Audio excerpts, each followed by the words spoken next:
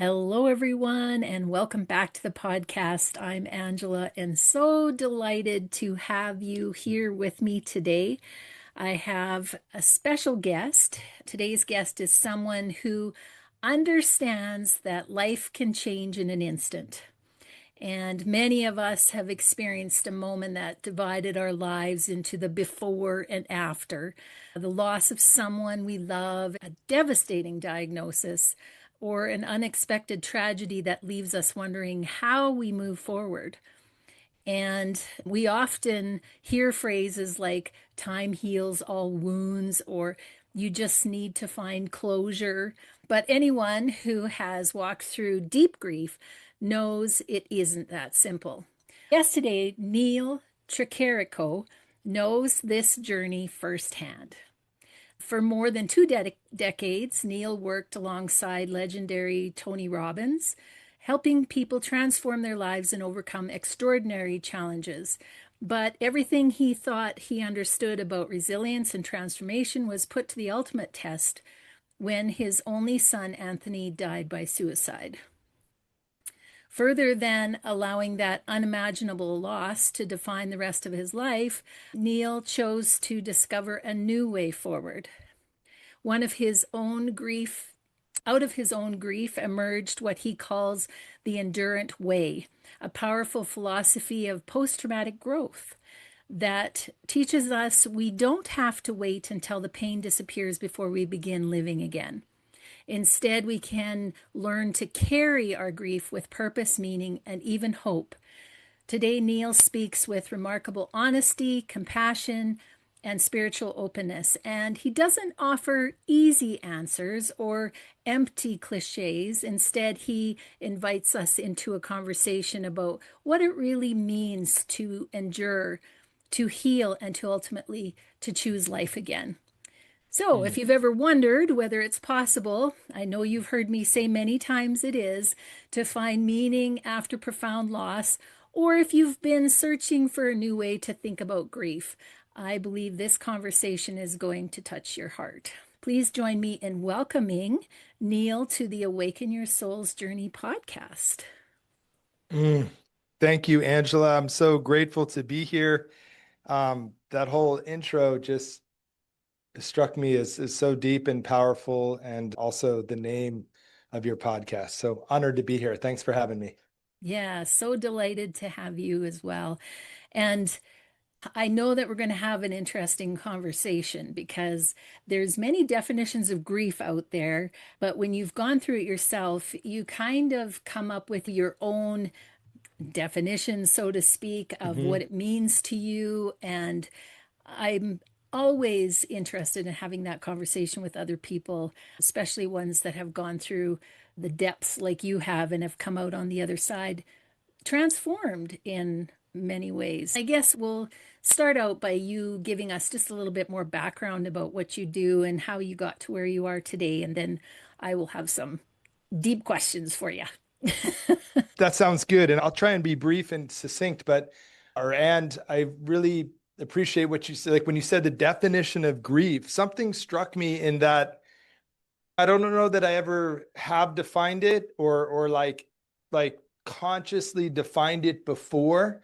But Mhm. I think by way of answering your question, I'm going to do it that way. So I would say, like for me, prior to this significant loss, which I'll share with you, I don't know. I guess I never really thought about grief or defined it. But if I had to put myself back in that before, I think it would be more about like mourning, like something happens, you experience Mhm. grief or some period where maybe you're mourning or you're in this grief, and that has a potentially a beginning and end. I feel very fortunate in the before, for some 49 and a half years. I had adversity in my life, but nothing significant or profound. Parents separated for a couple of years in high school. I did lose my best friend to cancer at 34. Mhm. But the sum total of my experience with loss, grief, and pain, doesn't equal what I'm about to share with you. And sadly, my introduction to trauma, grief, loss was through the loss of our son Anthony to suicide 2 years ago. And Anthony was diagnosed high functioning autistic. And unfortunately, my wife and I came to learn after that kids with his diagnosis between the ages of 12 and 18 are nearly 30% more likely to die by suicide, and that they're the group that has the highest rate of completion. So Mm. these are very sad and significant stats. But for us, that was the call to something greater, because when Anthony was in services for autism, there are a lot of things that they made us aware of that he might face or that we should anticipate, potentially having a difficult time making friends or being bullied. And so grateful to share that that was not the case for Anthony. He worked so hard. He had an abundance of friends and really meaningful relationships, but they didn't make us aware of mental health issues or suicidality. And then in Anthony's teenage years, when he was diagnosed with depression during COVID, and we were in the mental health system asking for help or how does it apply to kids on the spectrum, they didn't have any special protocols or anything like that. And sadly, it is our belief that that contributed to his hopelessness. So um, that is an entire story in and of itself. But my wife and I launched the Endurant Movement, a nonprofit which exists so that no child, no family has to go through what we're going through, and so that that we can bring awareness to this and help these children, because Anthony was aware of his suicidality. It was a 2-year journey for us, doing everything we could to save his life. So all that being said, that is the moment of the before and after for me, and that is powerful and meaningful work that we're doing on that side. And what I'm intrigued by our conversation today is that healing process, that grief process, so that we can help others come out of suffering, so that they can, I lost, it's often told to me, oh, you're a survivor of suicide, you've survived suicide, like it's some badge or some strength. And I'll say to them, no, no, I died that day. Everything I knew about my life, my hopes, my dreams, the life I expected was all blown to bits. And I died that day.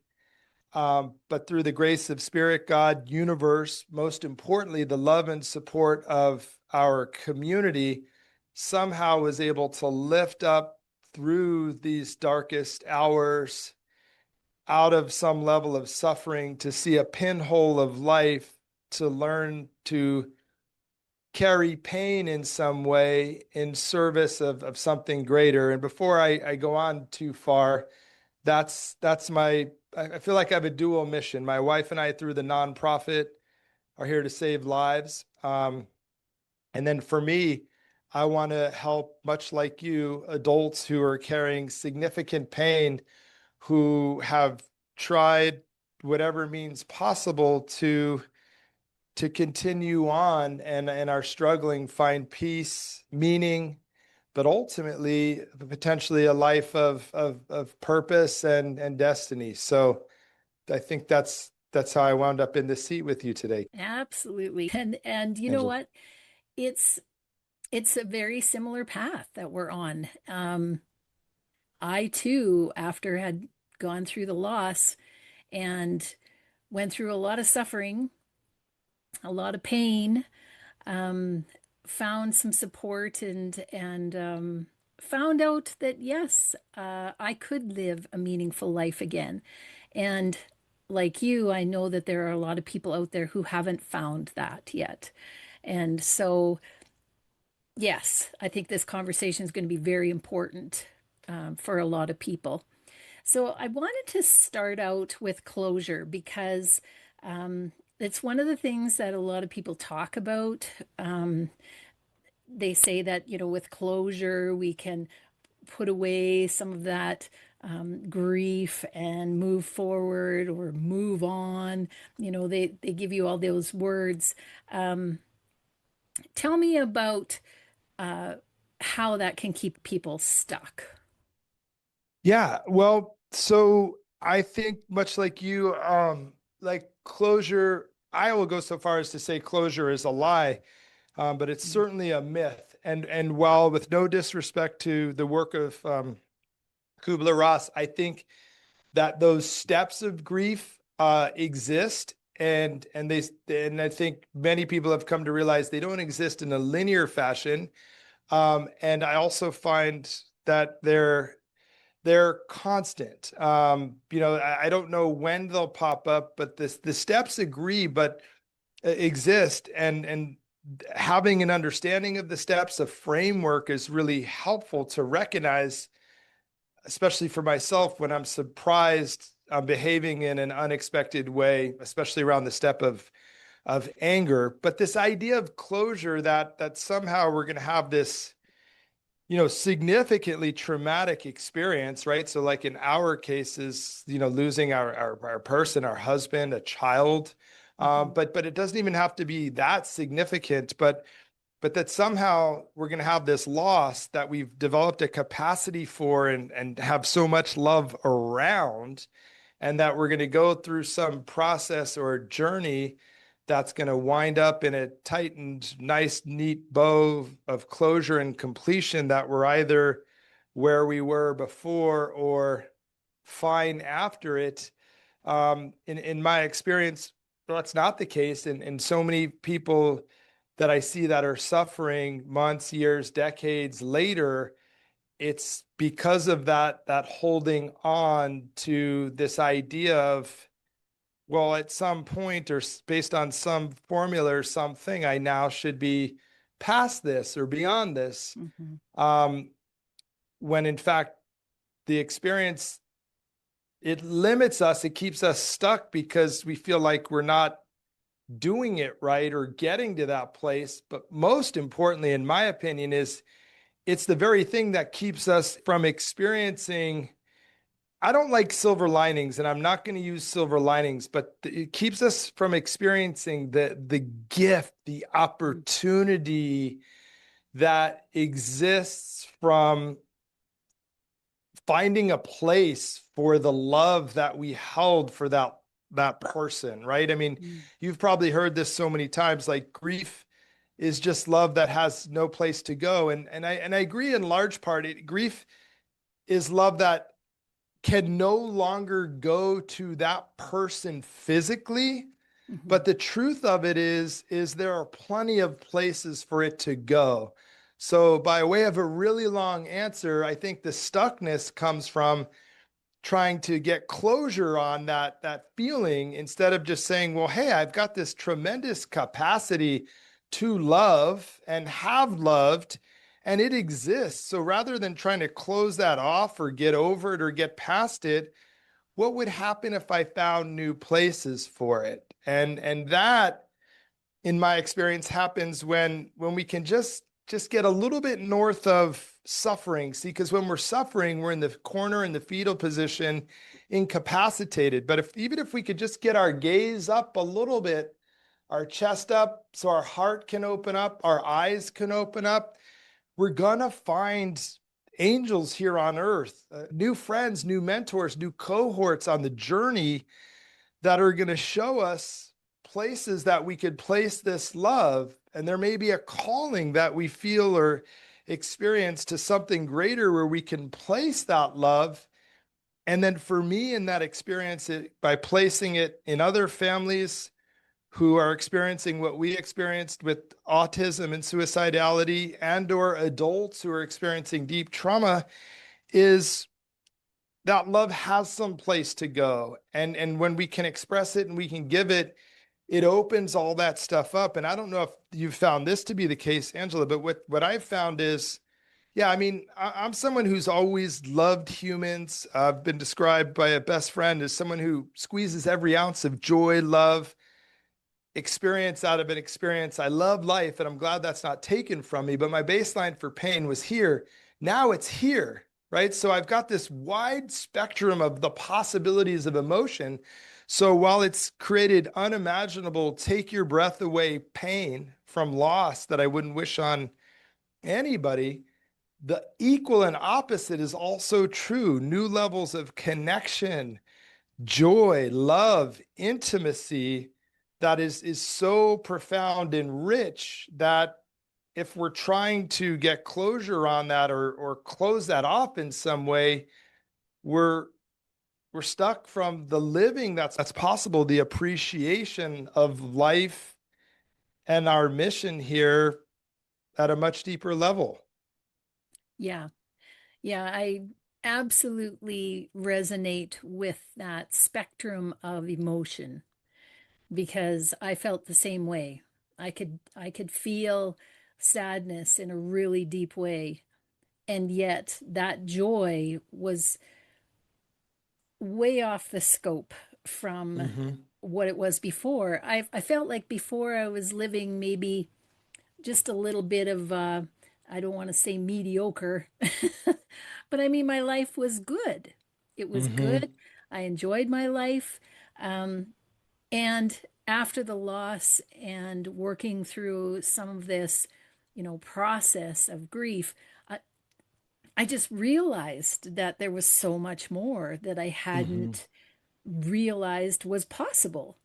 And so, yeah, there are gifts in this. And one of the things that really caught me when I first started doing a little bit of research on grief was the whole idea of post traumatic growth. And Mm. that was enticing for me as an educator.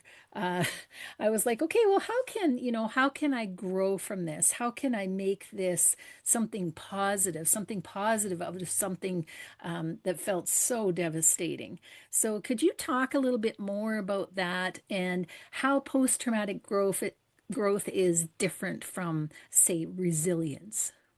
Yes. Great. Yeah, great theme and great question. So first, I didn't even know about this term post-traumatic growth. I definitely knew about post-traumatic stress disorder and the experience many of our veterans go through, sadly, whom a far too high percentage end up um, self-transitioning themselves. I just thought it was something limited to veterans or some trauma, and then you have this experience, and then it's so chronic that it's a disorder.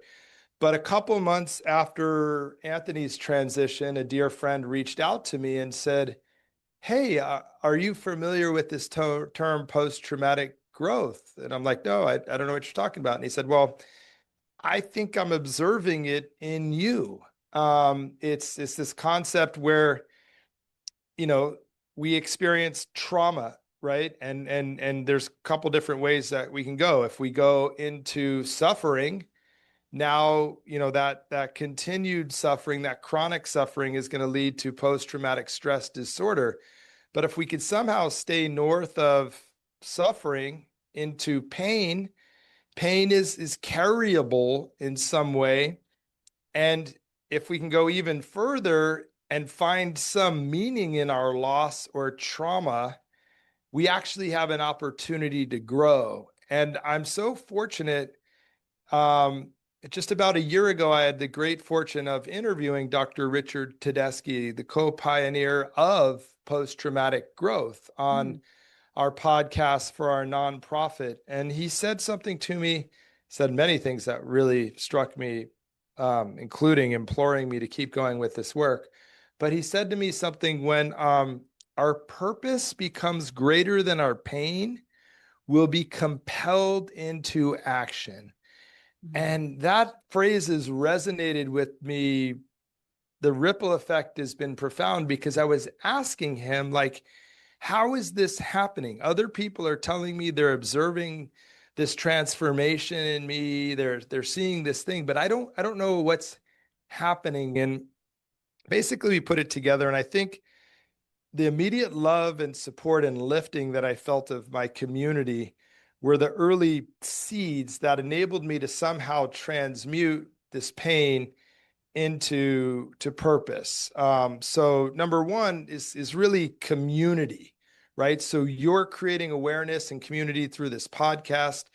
We've created the Endurant Movement, and then I'm creating this safe container for people to heal and grow. So for people that maybe aren't blessed with the community that I was, to feel love and community. And then the second thing was when he said, your pain, your purpose becomes greater than pain. Sometimes people say to me, well, that I don't want to minimize what you're going through, Neal, but your purpose was very clear. Lose son, find out this overwhelming statistic, and be called to something greater, right? I mean, it's like, okay, wait, this is the thing. And I don't want this thing to happen to anyone else. So my purpose became very clear early on. So people will say to me, well, what if I don't know my purpose? And so, by way of long answer to your question, that post-traumatic growth and what Dr. Tedeschi said is, if we could find a purpose greater than our pain, we're compelled into action, we'll grow. And so kind of coming back to what I was saying earlier about grief being love that has no place to go, is it starts by just finding places for that love, right? Whether it's helping another human being, helping a friend or a family member, just having that way to get out of your head and out of that suffering into love and care for someone else. And it is my belief and experience is if you place enough of that love so it's not stuck and eating at you, and your eyes are open and your heart is open, the purpose will come. And then when that purpose is first, it's enough to get you up off the mat a little bit each day. And when it's to move you from suffering into pain, now you'll get compelled into action. So I love, like, people either say to me, it's like, I'm somebody in education or science and I resonate with post-traumatic growth. Yeah, I resonate with the spiritual side, but also the scientific side.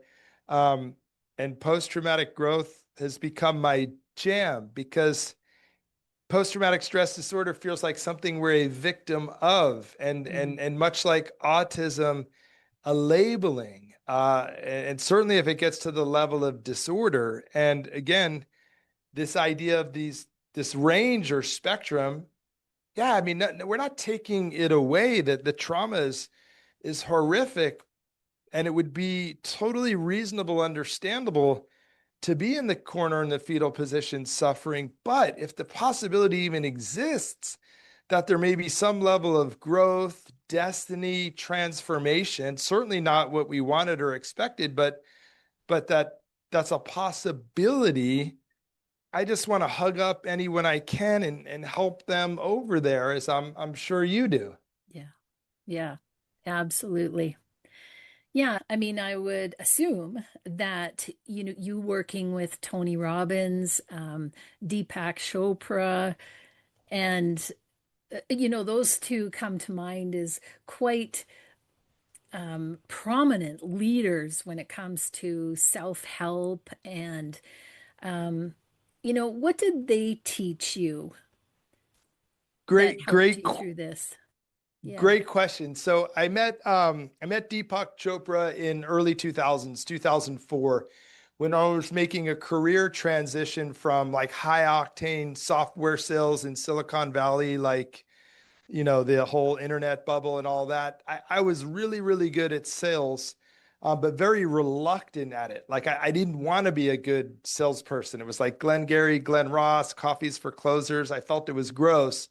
And I met a woman who helped me understand that I could use these gifts for good. And so I wound up at the Chopra Center, and that changed my life. So the first thing that happened was I learned to meditate. And I've been meditating for 21 years now.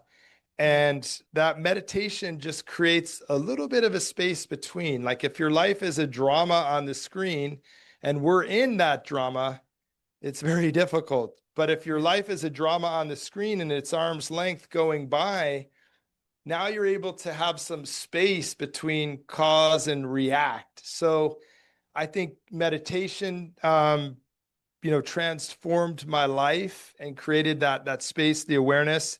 Also, with Deepak was where the first time I learned the spiritual aspect of things. I really understood sort of quantum physics and at the level that our souls are all connected, soul connection, spiritual connection, and and then I was with him from 2008, and then from then on until 2020. I'm blessed to call Tony Robbins a dear friend. He calls it chosen family.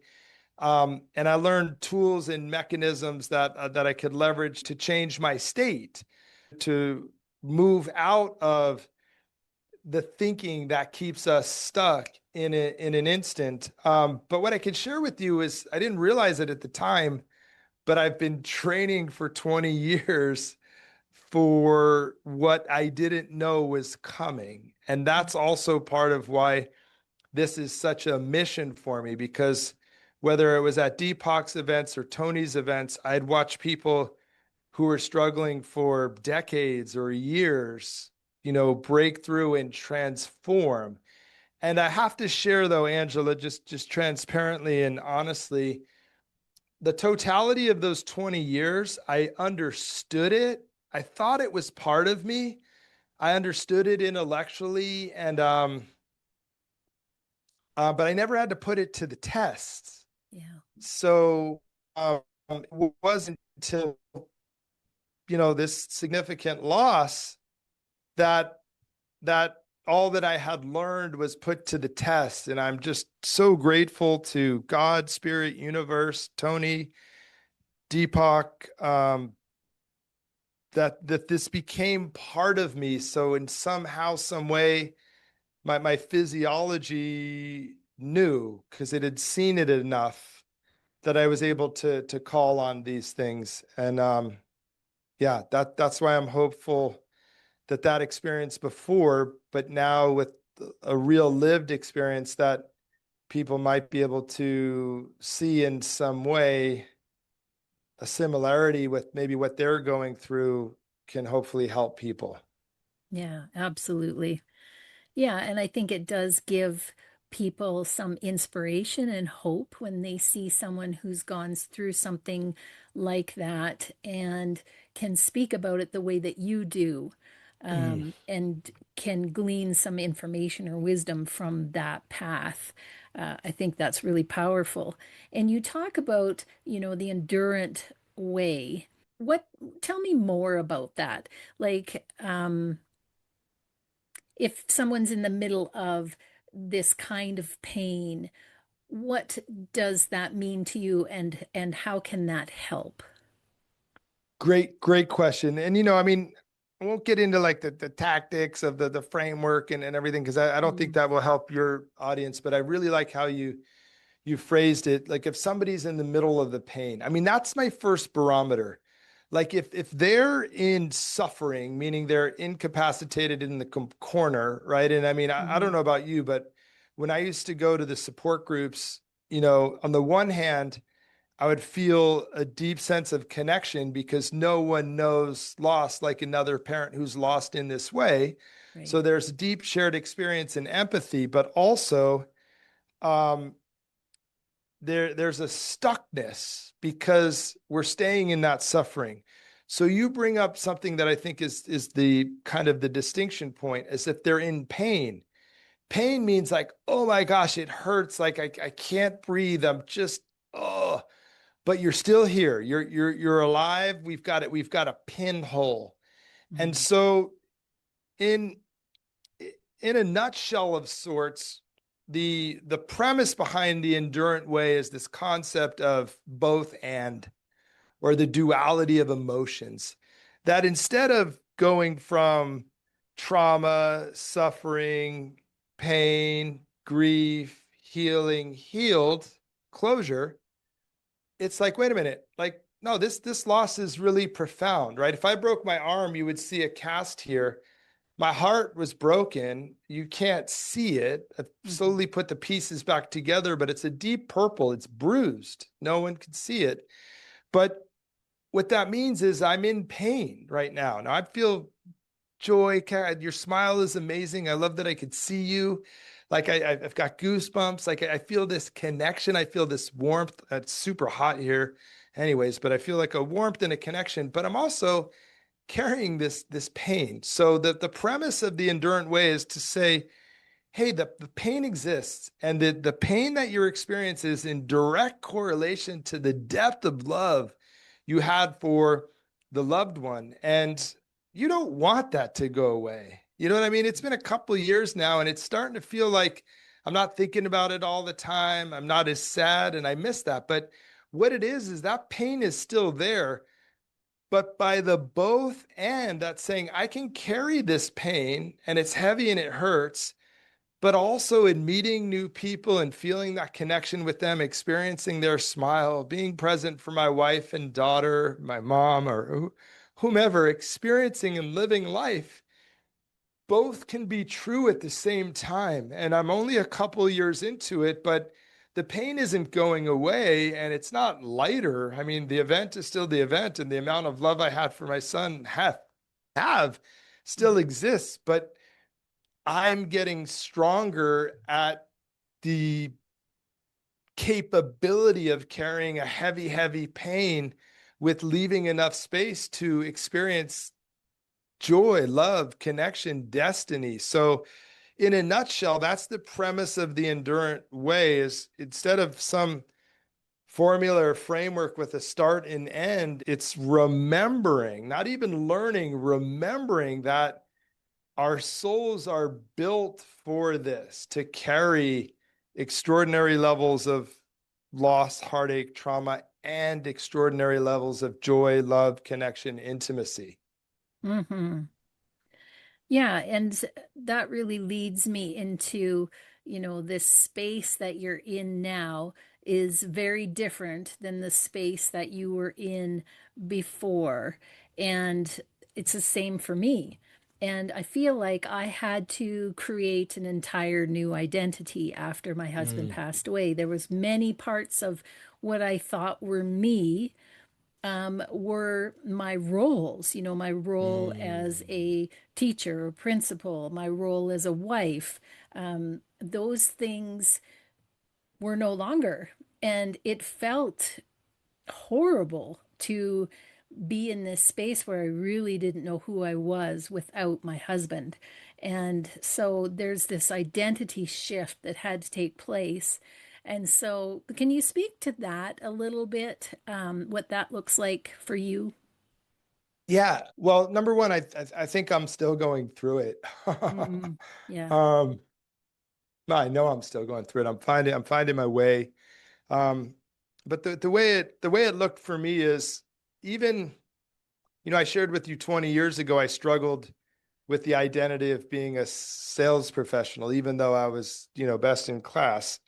And then even, you know, as recent as 4 years ago, a couple of years before Anthony's transition, I'd have these conversations with him that even though I'm doing great work with Tony Robbins and impacting lives and everything, I feel like my life has more purpose that there's a better use for these gifts. Well, sadly, now I've found that purpose. Mm, I've found meaning to place these God-given, these spirit-given talents or capabilities.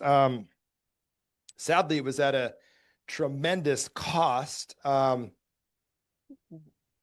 much as I've grown and loved and learned, I would trade it all back in an instant mm, to be have Anthony back, have one more shot to save his life, but that's not possible. mhm. So I'm mid identity. I have these capabilities. I have this voice that just wants to speak, and Yeah. so Tony talks to me about that I'm a thought leader. I feel like my purpose is transmitter of love and wisdom. But yeah, I'm still trying to find my ground around like specificity of a new identity. I mean, I'm curious, what about you? Yeah, and I would say I'm the same. I mean, I think all our lives we're constantly given opportunities to figure out who we really are Hmm. at our core, and each time we go through one of these or all of these life experiences that we go through, that it gives us another look at, Yes. who we are at our core. And so, yeah, I'm still trying to, and I'm sure everyone is at some level trying to figure out who they are, but it's like letting go of what we thought maybe we were and moving into um, who we want to be, or who we are now. And sometimes that's really hard. And I think that, the grieving process, and the way I look at it is it's a sacred gift that we get to help us move through these changes in life that just constantly come. Like we have no Hmm. way, even from season to season, there's changes, right? Things are constantly changing. And so we're always letting go of the past and stepping into something new. And so it's that. And I think that, you and I and many people who have gone through some kind of traumatic loss have been forced to really look at that process more deeply, more closely, and learn tools and ways that we can move through this like we never knew before. Hmm. And we get these life skills. And then when we have another challenge in life, we have the tools to move forward again. It's not just tools for grief, it's tools for life, really, is what I see it Yes. as. Yeah. Yes. Yeah. So how does someone move from, there's people that are just surviving, day to day. And sadly, on Facebook, I see a lot of people who say, they're just living to die and be with their loved one. That Hmm. sounds really awful, but there are people in that place. How do they actually find meaning and purpose? This is a great question, and it's something that I think I'm still exploring. I think we're all still exploring. There are a few things that happened for me, a couple of which I've already mentioned. One was the love and support of the community lifting us up when I just couldn't get up off the mat. The second was answering the call to something greater. Like, yeah, like, oh my gosh, we didn't know about this. Like this would have been really, really important to know at 6 or 7 years old when Anthony was diagnosed with autism and they made us aware of all these things to anticipate. Like that would seem to be at the top of the list. Mm-hmm. Then something else that really struck me, and I really believe this to be true, is I believe the moment that I reunite with Anthony in heaven, or whenever any of us reunite with our loved ones, I really believe in my heart and soul that when we reunite with them, it's not going to feel like a moment has passed, certainly not for them Mm-hmm. and not for us. So if that's the case, why would we waste any of the remaining time that we have here? And not Mm-hmm. in a cliche way, because even if I'm wrong, um, like what's the worst that can happen? But if if we are, and it's understandable, it's reasonable, somebody who's suffering that just wants to play out the string, or I just can't wait till I die to be with my loved one. It's reasonable to understand. Listen, I'm looking forward to reuniting with Anthony, but I don't want to leave, but I'm looking forward to that day. It's changed my perspective on death, but I don't think any one of us would want to arrive there and then find out from that loved one any sense of disappointment or sadness that them leaving us caused us to end the rest of our lives too. Yeah. And it just seems like in some way too big of a risk. And I don't like, yeah, it feels to me cliche, and I don't want to say it's not what our loved one wants. I mean, I don't like when people tell me that, like, I don't, yes and no, but it just, I guess maybe it's the way it's said, but I really believe that to be true. So I don't, I'm not willing to risk finding out so I could suffer. I Right. mean, are they, if I'm here, I'm loving, if I found a place to place all that physical love, because I still love Anthony and I'm still connected with him, but if I find a place to like, we're not going to be celebrating that I ejected from the rest of my life. But that's ethereal and that's hard too. So what I would say is, but that was my experience. So I had really those three things that stacked that were really significant. But what I would say to anyone that maybe doesn't have that community is to go find it, that doesn't have such a clear, slap you across the face Hmm. call to something greater, and or maybe doesn't believe that they're going to reunite in that way. They have to decide. See, the work that we're doing, it is my belief that I can't convince you, but what I would say is to take baby steps. So for me, things like comedy and live music were really enjoyable for me before, but now they fuel my soul. So even Hmm. if you're like, oh, I can't laugh, I've lost the person, you got to go to something that you might think is so funny, you're going to laugh despite how much you don't want to laugh.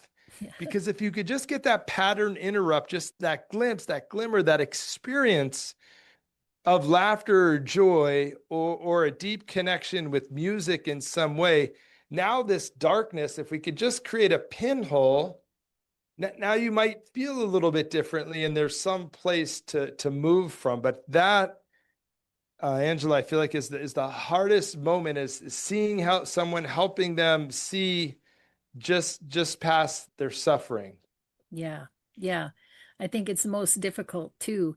And also, sometimes it's only a sentence or a phrase or a quote or something that brings them to that place. And so I think that's why you and I do what we do, Yeah, because you just never know you just never know, what's right? going to put that person in that space. It's been so amazing. And we have to wind down soon, but before we go, certainly I want people to know how to contact you and find out more about what you're doing. Yeah, sure. So the best way to contact me and find out what I'm doing is at the endurantway.com. So endurantway.com. Um, it's the same site as my website, nealtricarico.com. We could put those in the show notes, but Yes. Endurant Way is easier to remember.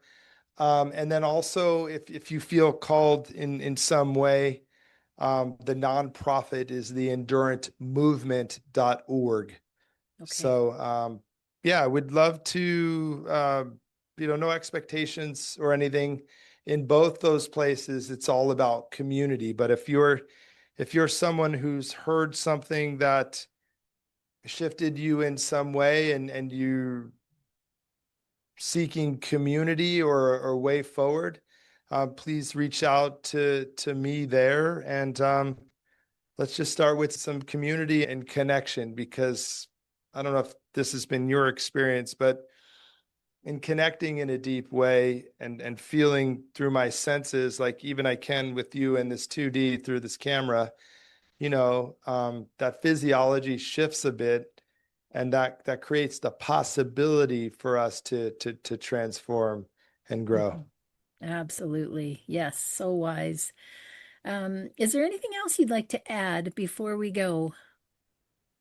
Hmm. Yeah, I would just say, if you're struggling and all this like makes sense and you still feel like you can't do it, just take some deep breaths. In the depths of my trauma, when I felt like I couldn't breathe, someone suggested me to say on the inhale, I, and on the exhale, trust, and just Mm-hmm. just follow your breath. Inhale, I, exhale, trust, and reach out to someone. Um, hopefully something here helps you, but if it still feels out of reach, you may just have to take it one breath at a time. But I'm here for you. We're here for you. And And there are so many here for you. Yeah, absolutely. Yeah, and I always tell people don't give up.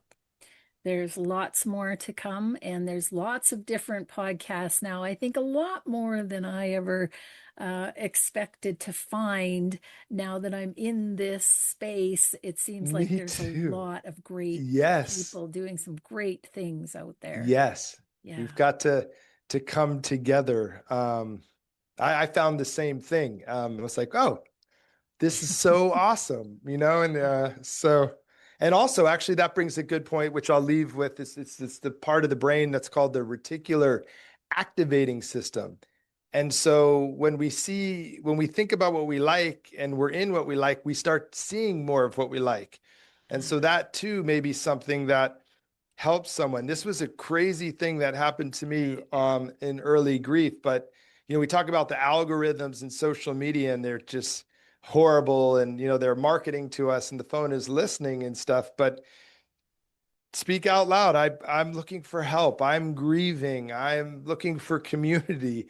I get the Yeah. most amazing quotes from Rumi, access to new people and new thoughts. So yeah, that's another thing too. Just you'll start seeing what you want. So if you're suffering and you're seeing suffering, you're going to see more suffering. Yeah. If you want peace and you're seeing peace, or you want to understand and you just speak it out loud, even with no one in the room, make sure your phone's in the room. Those calls will start to get answered.